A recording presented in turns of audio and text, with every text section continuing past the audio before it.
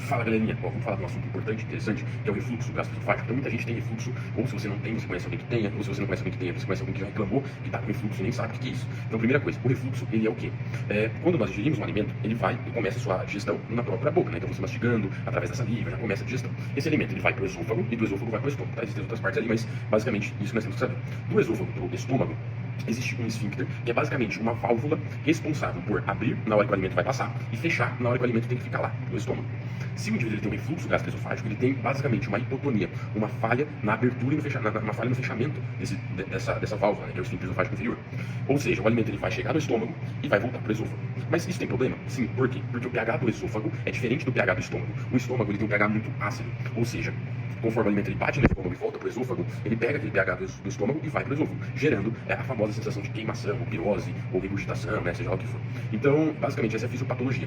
Tá? O que nós temos que fazer para evitar esse refluxo gastroesofágico? Então, primeira coisa, depois que você se alimenta, é fundamental manter uma posição reta, tá? Não deitar depois da alimentação. Por quê? Porque se você deita, uma das coisas que nos ajudam na digestão é a gravidade. Tá? A força da gravidade, que é para baixo, ela ajuda que esse alimento faça a digestão e siga o seu caminho normal. Tá? Se você deita, você prejudica essa digestão, você dificulta essa digestão. Segundo ponto, evitar alimentos que causam a hipotonia do esfíncter esofágico inferior. Então, evitar cafeína, evitar alimentos gordurosos, evitar principalmente tabagismo. Tá? Então, tabagismo, ele é um fator que causa essa diminuição da contração, diminuição do fechamento do esfíncter esofágico inferior.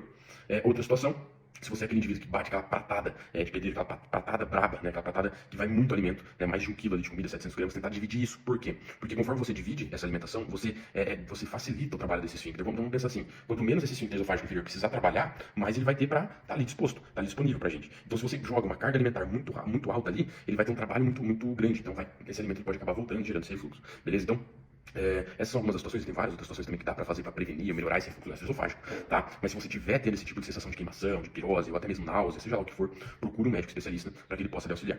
Valeu!